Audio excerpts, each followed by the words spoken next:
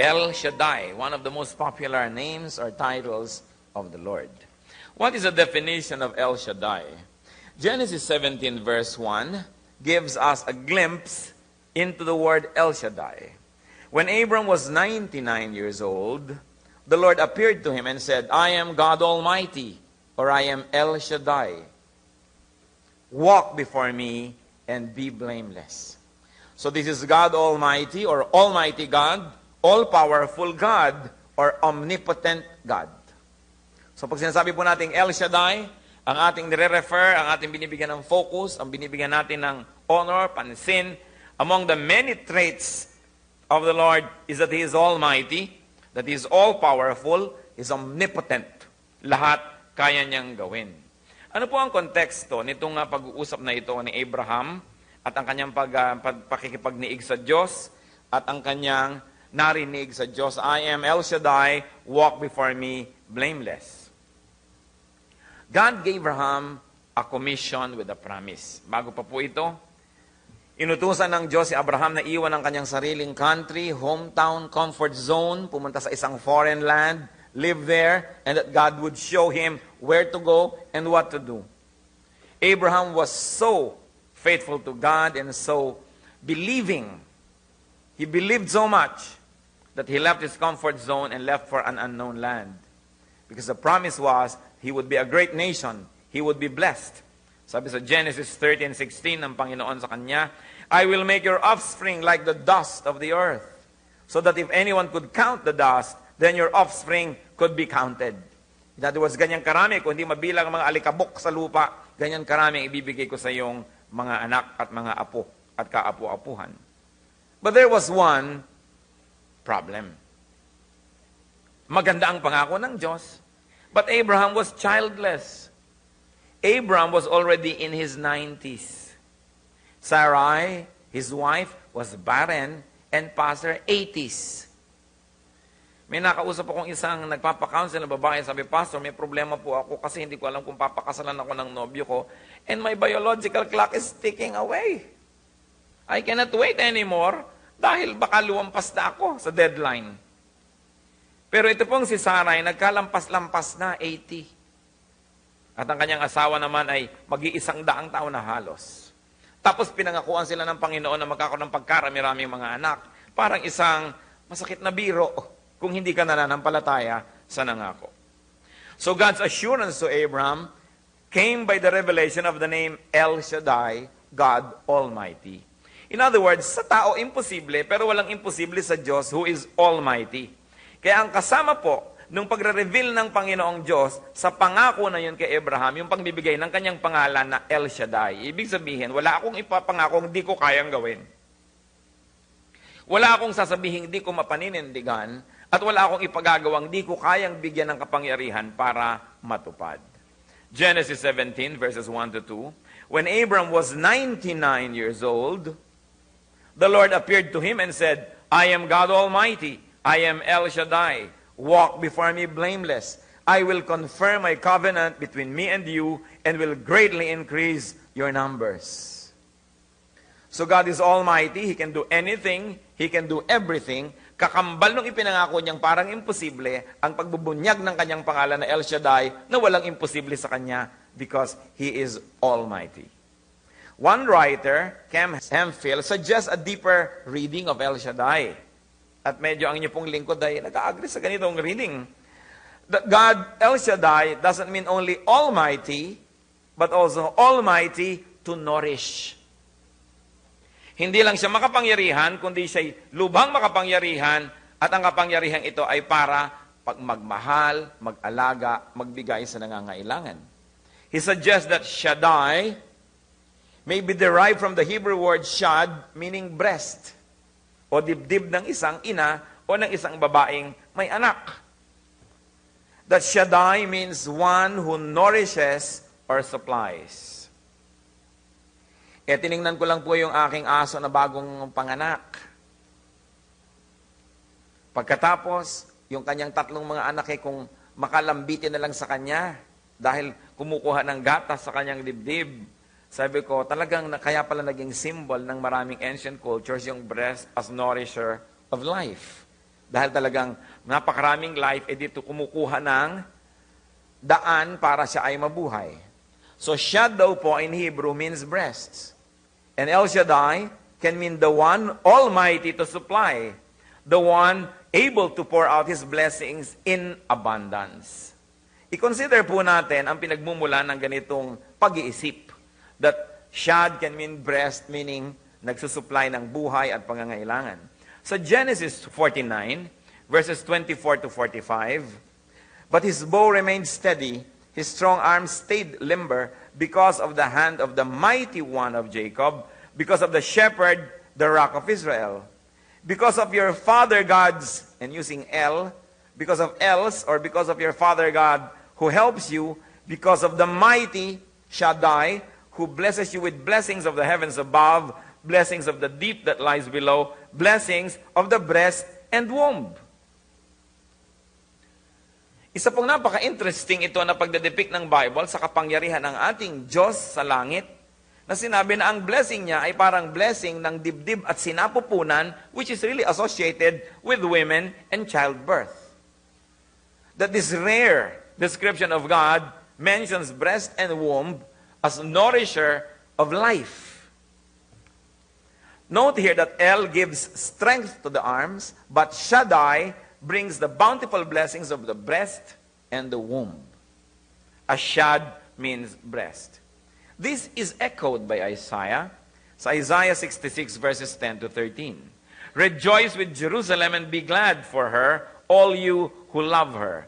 Rejoice greatly with her, all you who mourn over her. For you will nurse and be satisfied at her comforting breasts. And here the breast is once more the Hebrew word shad. You will drink deeply and delight in her overflowing abundance, for this is what the Lord says. I will extend peace to her like a river, and the wealth of nations like a flooding stream. You will nurse and be carried on her arm, and dandled on her knees. As a mother comforts her child, so will I comfort you, and you will be comforted over Jerusalem. Here, in verse 13 especially, the prophet Isaiah likens God's comfort to that given by a mother. Once more, Isaiah likens God to a mother who nourishes with breast and with the womb. So the breast here, once more, comes from the Hebrew shad. So God has the finest qualities of father and mother. Because God is above being father and being mother, God is over and above that. Because God has the finest qualities of all caring individuals, even parents, even fathers and mothers.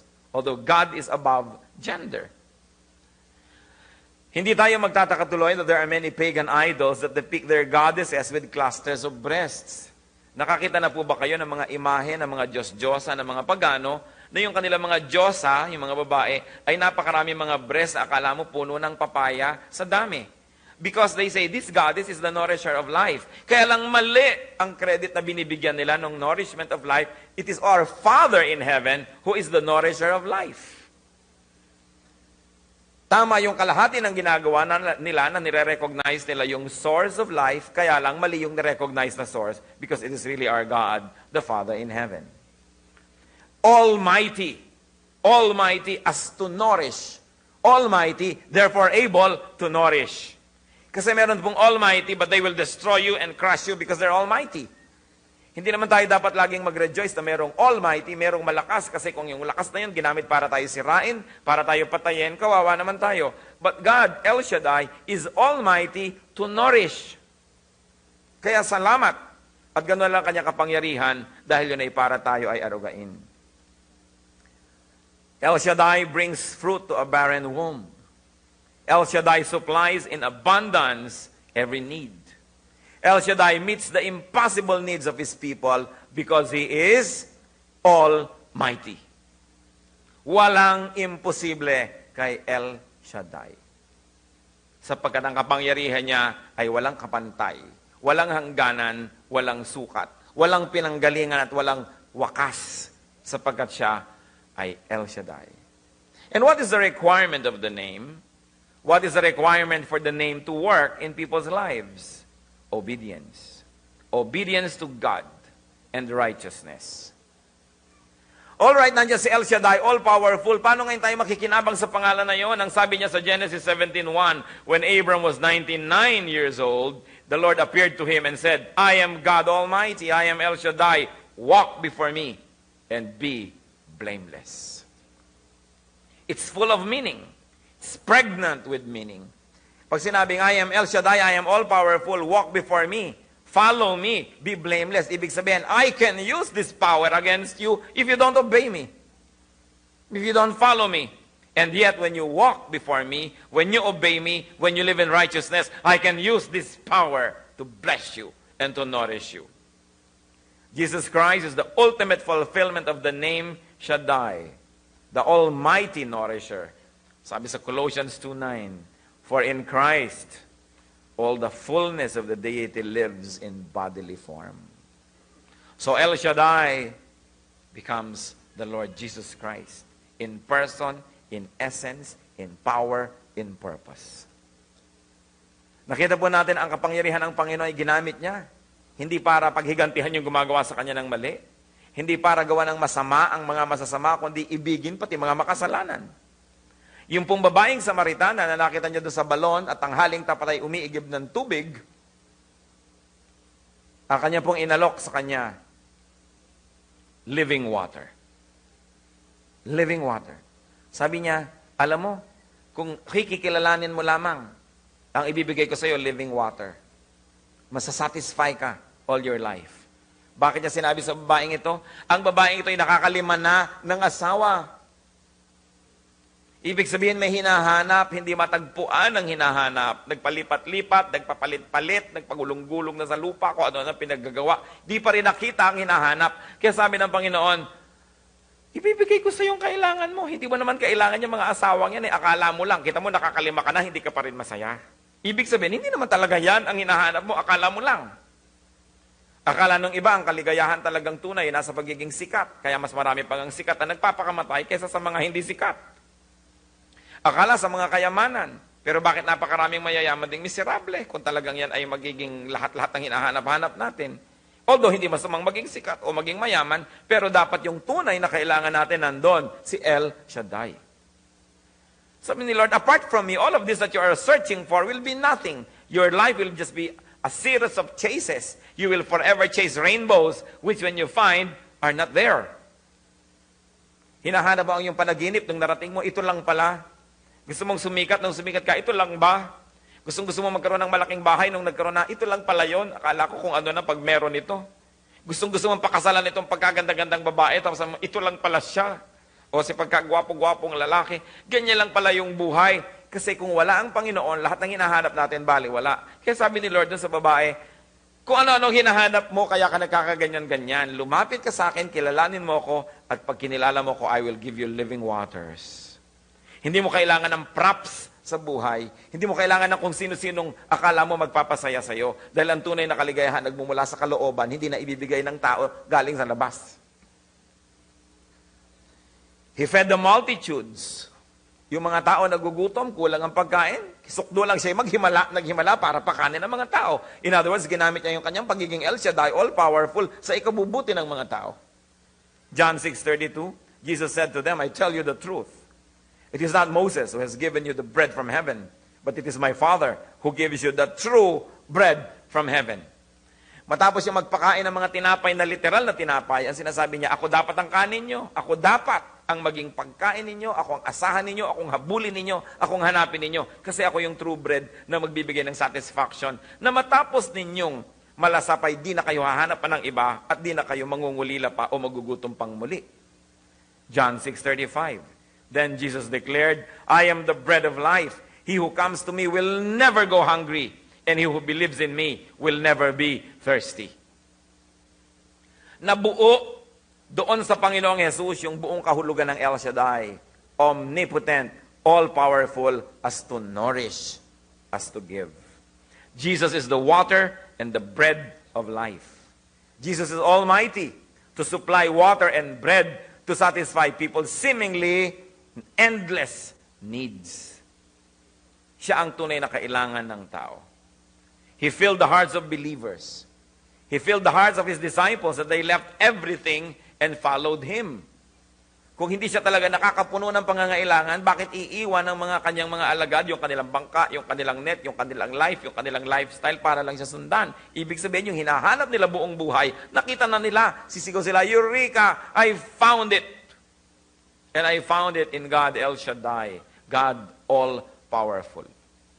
Pati po itong si Zacchaeus na tax collector, buong buhay niya, i-dedicate niya sa pagpapayaman, sa pandaraya ng kanyang mga kababayan, sa pangungulekta ng sobrang buwis, sa pangungupit. Pero alam niyang baliwala rin pala yon.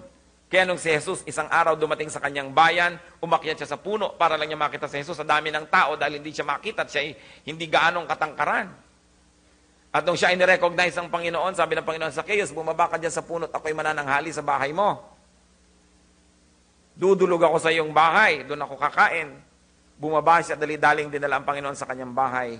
At ang next scene na nakita natin, sabi niya, Lord, ang lahat po ng mga dinaya ko sa aking kapwa, ibabalik ko, may interest pa. Kalahati ng kayamanan ko ngayon, ibibigay ko po sa mahihirap. Ibig sabihin, wala nang natira sa kanya. Sasabihin ng mga materyoso, pambira naman si Zacchaeus, wala nang natira sa kanya. Kawawa naman siya, lugi siya. Ang dami na nga niyang kayamanan, ang tagal-tagal sa dahilan sa palagay niyo, bakit niya ngayon i-give up? Kasi nalaman niya na, hindi naman pala yun ang kailangan niya. Si Jesus talaga ang kailangan niya. Na ngayong si Jesus, nasa kanya ng buhay, pwede nang mawala yung mga yun. Although hindi naman ibig sabihin ngayong panahon na ito, na lahat ng nakakatagpo kay Jesus, ipapamigay niyo kabuhayan niyo. Kaya lang ipinamigay ni Zacchaeus kasi yun ang naging Diyos niya eh. Ngayon, nakilala niya yung tunay na Diyos, i-demote niya yun sa kanyang buhay. Eh kung tunay na Diyos niya naman ang ating amang Diyos, di bonus na may kabuhayan tayo. Pero kung yun talaga ang nagiging Diyos-Diyosan natin, nagiging hadlang para makilala ang Diyos, mano ba naman talagang maalis yun? Kaya mayroong isang napakayaman na lalaking nagpunta sa Panginoon. Sinabi niya, ano po bang dapat kong gawin para ako'y makakilala sa kaharian ng Diyos? Alam naman kasi ni Lord na self-righteous itong mama. Sabi niya, sundin mo lahat ng commandments. Sabi niya, sinunod ko na po. Although alam naman natin sino ba ang makasusunod sa lahat ng commandment, sa lahat ng panahon. Pero hindi naman siya kinunta si Lord. Sabi, sige, nasunod mo na. Ito na lang gagawin mo, tapos sumama ka na sa akin. Ipagbili mo lahat ng kayamanan mo, ipamigay mo sa mahihirap, tapos sumunod ka na sa akin. Malungkot na umuwi ang taong ito. Sapagkat ang dami niyang kayamanan. Hindi niya pinili ang Panginoon. Halos 2,000 taon na yung lumipas. Kung di niya kinilala ang Panginoon at namatay siya, nagpunta na siya ngayon sa hukuman ng Diyos, kukulukulo na siya 2,000 taon, nandun pa rin siya hanggang sa susunod na 2,000 taon, hanggang sa susunod na 2,000 milyong taon, hindi matatapos. So ang liit-liit ang pinili niya yung kayamanan na panglupa. Ipidalit niya sa Diyos. Don't get Jesus wrong. Hindi niya sinasabing lahat ng susunod sa akin, itapon ang kayamanan niyo. Kaya niya sinabi yon, ibig lang niyang sabihin, hindi ka naman handang sumunod may iba ka pang Diyos Patunayan mo nga, itapon mo, ipamigay mo sa iba. Pero kung meron naman talaga tayong puwang sa Panginoon, siya ang ating Diyos, hindi naman kailangan nating gawin yon. Ang ipinapakita ng Panginoon, yan ang hadlang sa iyo, kaya hindi ka makakakilala sa Diyos. Sige nga, kung talagang sumusunod ka sa kautosan, bueno, ilagay mo ako priority, ipamigay mo yan. Hindi ginawa. So, ibig sabihin, hindi talaga siya sincerely na naghahanap ng kaharian ng Diyos. It is important that the Lord El Shaddai be made real in our lives. He gives life, and He gives life to the full. Kaya ang sabi niya sa John 10:10, I have come that they may have life, and have it to the full. El Shaddai can give everything that everyone needs because nothing is impossible for Him. His supply never runs out. Kung minsan may mga sale, ang sabi ng poster, ang sabi ng advertisement, good while supply lasts. Hindi ganoon ang mga offer ng Panginoon dahil hindi na uubos ang kanyang supply because He is El Shaddai. What we receive is not limited by God's capacity to give because it has no limit. What we receive is limited by our capacity and readiness to receive. Philippians 4:19, and my God will meet all your needs according to His glorious riches in Christ Jesus.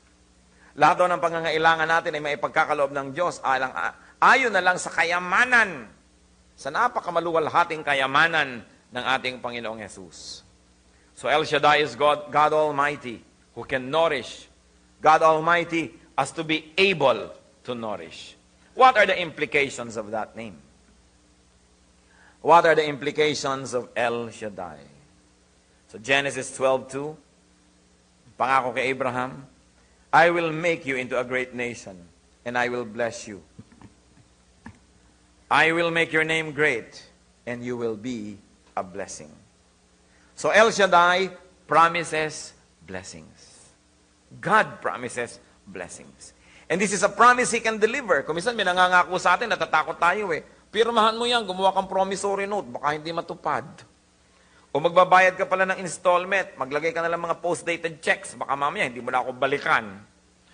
O papakasalan mo ko, ibibigay ko sa iyong lahat-lahat. Pumirma ka dito sa dokumento na talagang tayo ay may usapan na. No? Marriage contract. Kasi maraming tao nangangako, they don't deliver. And even if they want to deliver, sometimes they cannot because they are suddenly sick or they die or their fortunes change. But El Shaddai promises blessings and it is premised on who He is, El Shaddai, Almighty. Ibig sabihin, kaya niyang tuparin. Kaya ang sabi niya sa Genesis 12:2, I will make you into a great nation and I will bless you. I will make your name great and you will be a blessing. So God promises blessings. Genesis 17 verses 1 to 2. When Abram was 99 years old, the Lord appeared to him and said, I am God Almighty. I am El Shaddai. Walk before me and be blameless. I will confirm my covenant between me and you will greatly increase your numbers. So God El Shaddai promises fruitfulness. Hindi lang kay Abraham, sa ating lahat na anak niya. God promises multiplication, even greatness. Sabi niya, I'll turn you into a great nation. God requires, however, walking before Him or righteousness. Sabi niya, be blameless and these things will happen. With God Almighty, nothing is impossible if we surrender our will, our self-sufficiency, our self-reliance, our independence to Him. Dapat isurrender natin sa Lord ang ating will, yung ating self-reliance. Pag sinabi nating self-reliance, hindi ibig sabihin yung working hard. Hindi masama to work hard. Hindi yun ang isinusurrender. Kundi working by ourselves apart from God. By working against God's will. Ang use natin ng self-reliance is, I am working very hard but apart from God. I'm relying only on myself, on people, or things. Or, what I'm doing now, I'm working very hard at, but I am doing this against God's will. Yun po ang ibig sabihin natin ng self-reliance. We have to surrender this self-reliance to God. We've got to do godly tasks and not through ungodly and worldly means, but through godly means. So when we say, I surrender to El Shaddai, I do things His way, not my way. Kahit maganda yung aking layunin, hindi pwede the means justifies the ends, hindi ganon.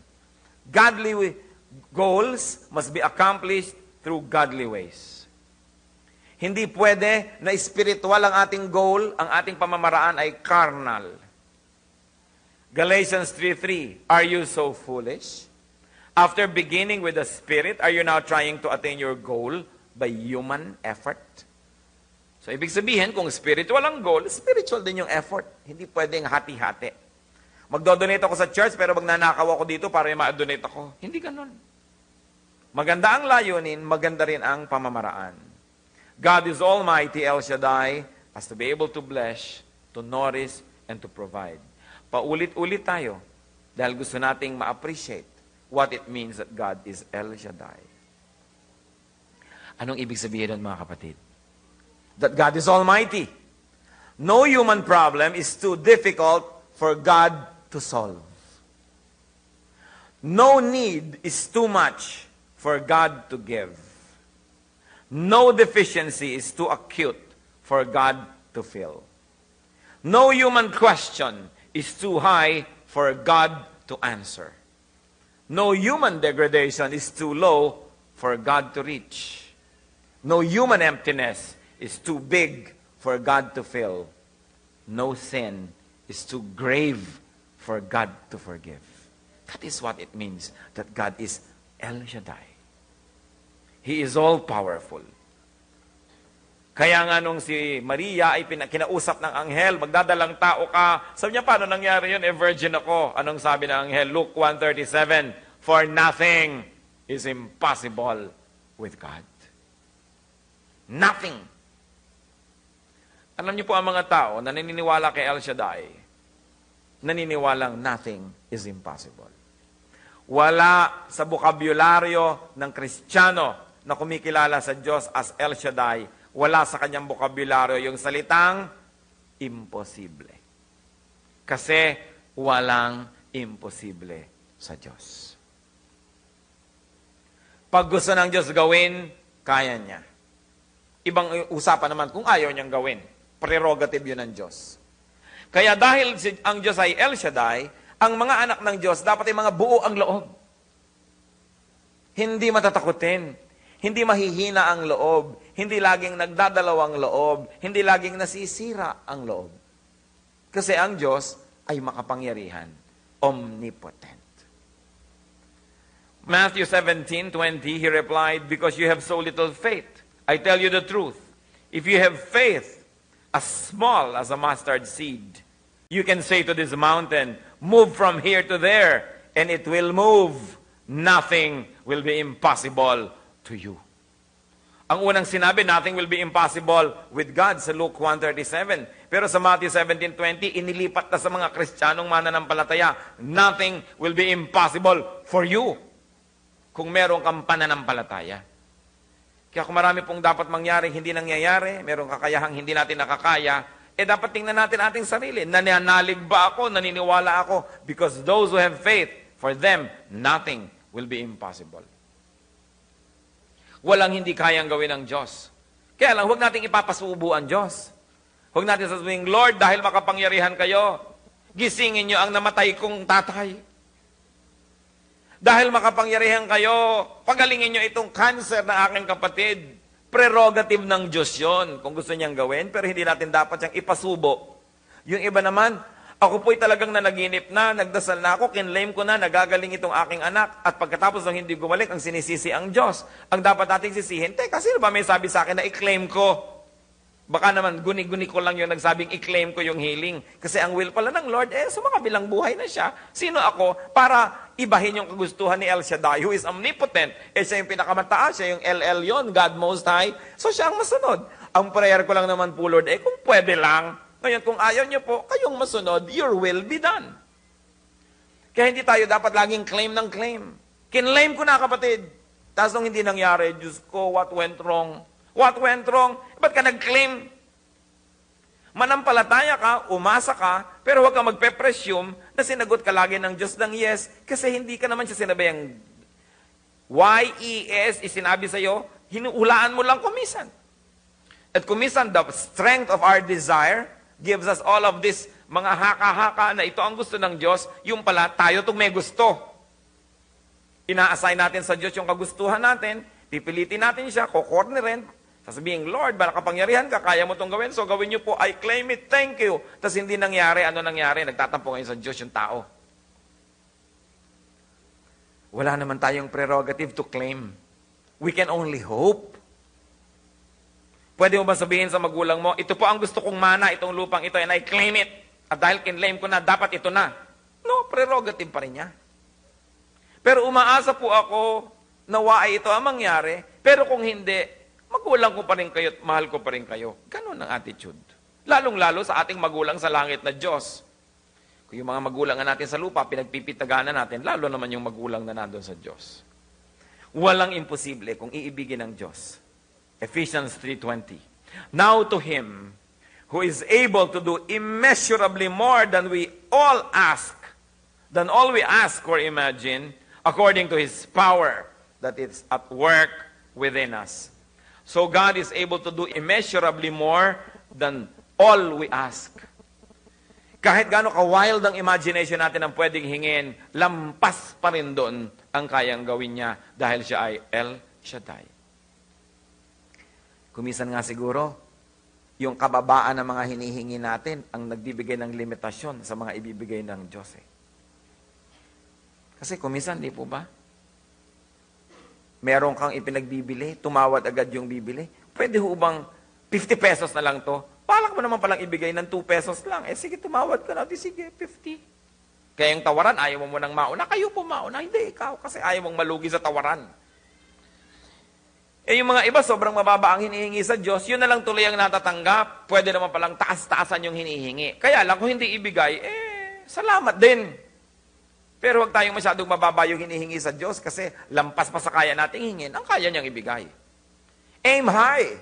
Pray for nice things, excellent things, beautiful things, but walk in His ways.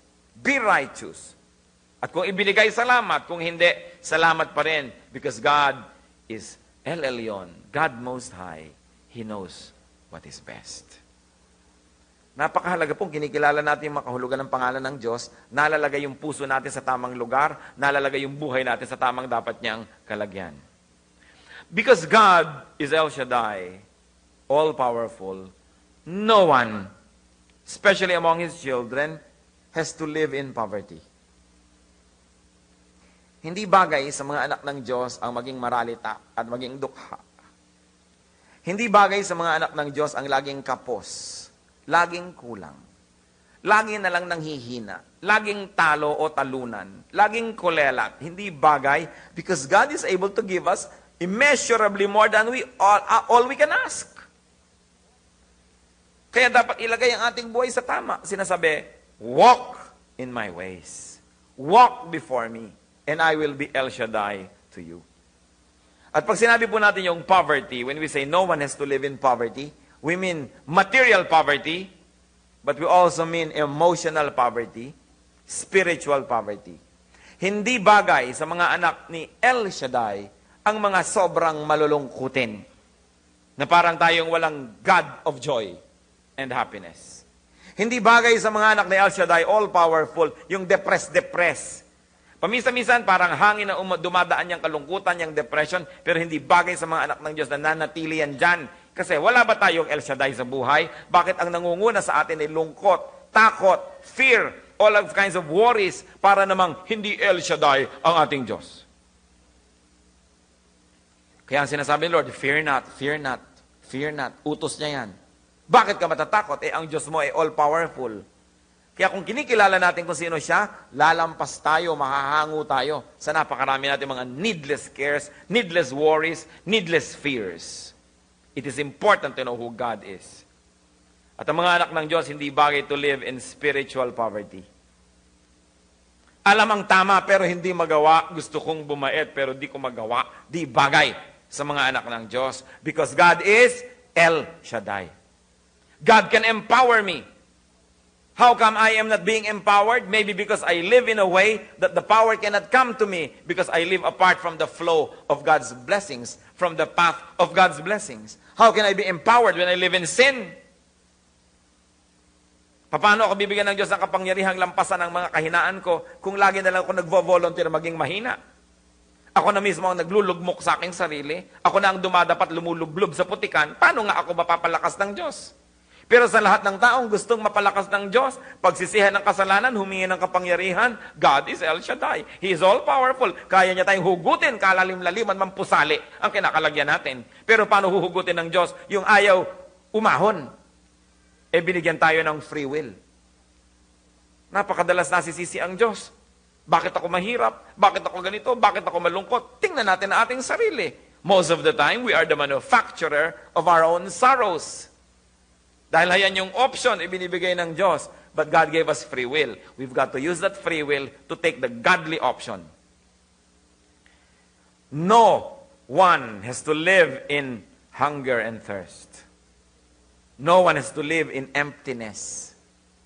If only people know God, if only they know God as El Shaddai, their lives will be filled with meaning, with strength, with power, with fruitfulness, with accomplishment, with happiness, with joy. Because with God, nothing is impossible. To know is to become. To know El Shaddai is also to be empowered by His omnipotence. Ano po ang complication ng buhay? Very, very ironically, many people sacrifice their righteousness in search of their needs. Ito yung need ko, si El Shaddai ang makakaprovide, pero sabi ni El Shaddai, walk before me blameless, be righteous, and I will give your need. All my power will be made available to you so that your wants, your needs may be satisfied. Ito ngayong tao, needy. Anong ginagawa niya?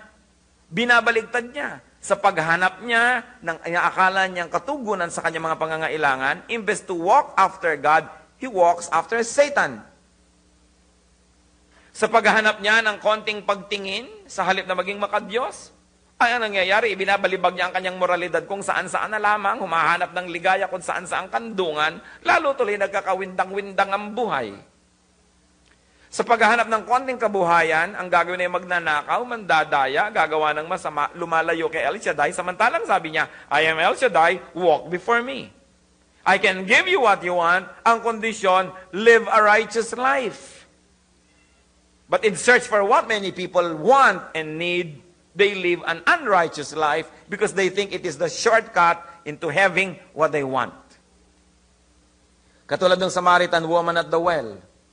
Nakakalima na nga siya ng kanyang kinasama, ang naging asawa, sa paghahanap ng kung ano man yung di niya makita-kita. Kaya ang sabi ng Panginoon sa kanya, tumigil ka ng maghanap. I can give you living water. Sa akin mo hanapin.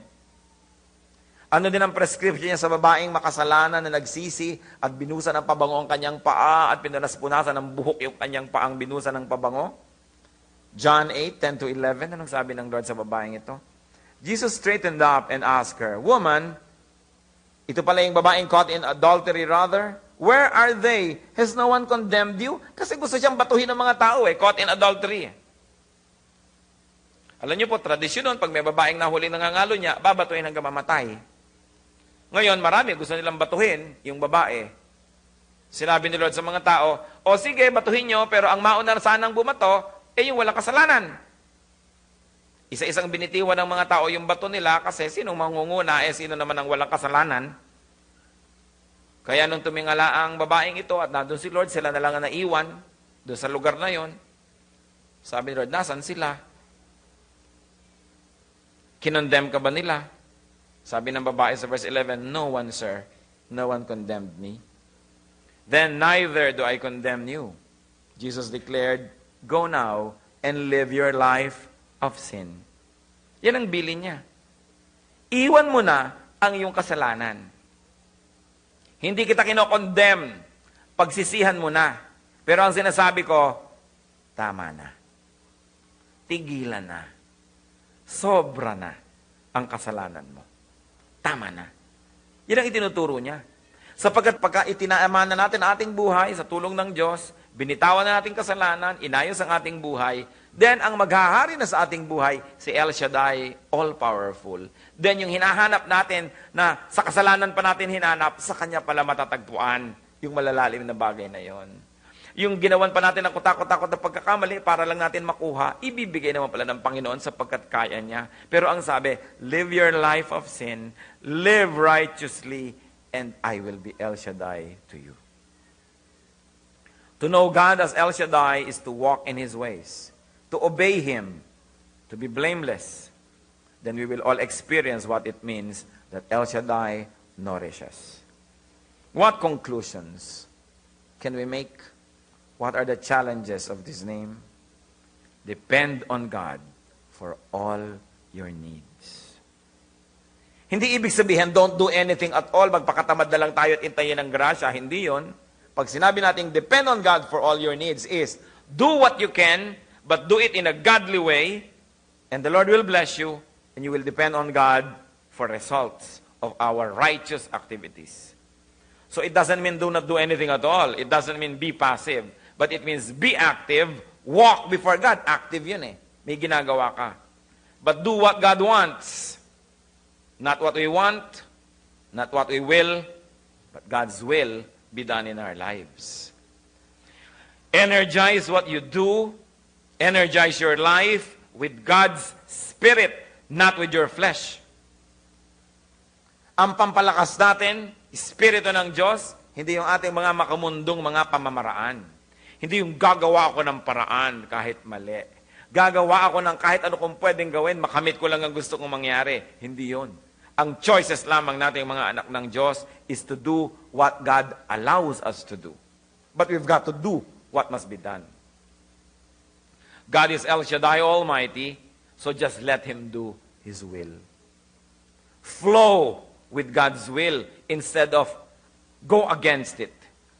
Para pong agos na napakalakas, siyempre yung kagustuhan ng Diyos kasi Diyos siya. Anong mapapala natin na lumangoy laban sa agos na ito? Kailangan mag-flow na lang tayo, mag-floating ka lang ng konti, sumasama ka sa agos ng kagustuhan ng Diyos, nangyayari ang maraming bagay ng maluwag, magaan, madali, kasi sumasabay tayo sa agos ng kagustuhan ng Diyos. Pero subukan yung lumangoy against the current. Ang tagal-tagal niya nang lumalangoy, pagod na, wala pa rin nangyayari at maaari pa tayong lumubog. You know, the secret of a happy life, the secret of life na hindi mabigat, yung magaan lang, umayon sa kalooban ng Diyos.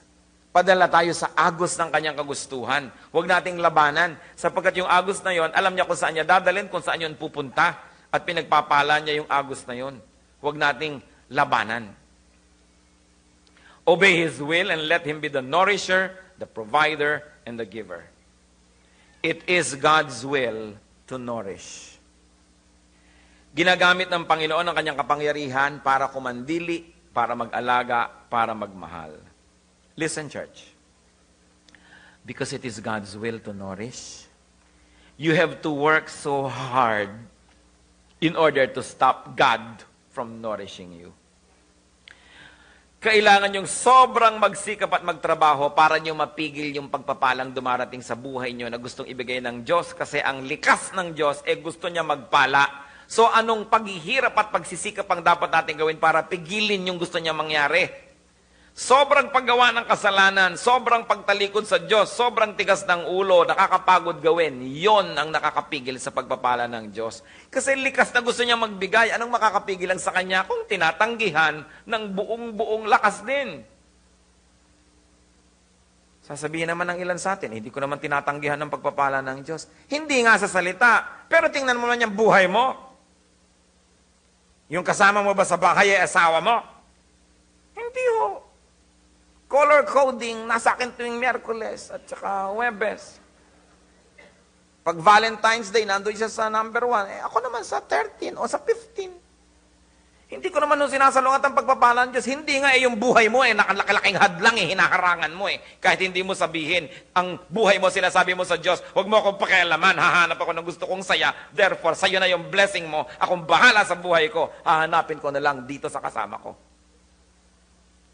Pag sinasabi nating, hindi ko naman tinatanggihan ng blessing ng Diyos, kailangan ko nga, kaya nga nangungupit ako Alam nyo, accountant ako, debit, credit, kupit.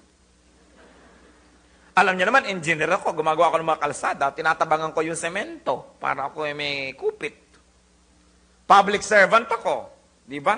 So, ibinibigay ko yung mga kung ano-anong bagay ng gobyerno para dito kasi may nakukuha ko sa kanya. Gumagawa naman ako ng paraan, ba't ko nga tatanggihan ng blessing gumagawa nga ako ng paraan. Yung gawa nyo na paraan na yun nga ang sinasabi nyo sa Diyos na ayaw ko ng blessing mo. Gagawa ako ng sarili ko sa sarili kong pamamaraan. Sapagkat yung blessing ni Lord para mangyari, unang-una binibitawan natin yung mali, binibitawan natin yung kasalanan, tinatanggal natin sa ating kamay, naguhugas tayo, nagsisisi. Para yung kamay natin walang laman, siya ngayon ang maglalagay ng laman. Paano lalagyan ng Panginoon ng laman ng kamay natin? Kung makapit tayo sa mga bagay na mali, punong-puno na ng kamalian, wala nang lugar para sa kanyang tamang mga pagpapala. Marami mga tao hindi tumatanggap ng blessing ni Lord because maybe they are not aware of it, but they are really refusing. Lord, gusto ko po ng kapayapaan, bigyan niyo ako ng kapayapaan. Paano ka magkakaroon ng kapayapaan? 5 nobyo mo. Siyempre, magulo.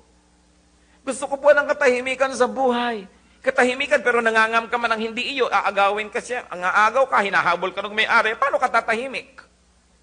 So, ang unang-una natin gawin, iayos ang buhay.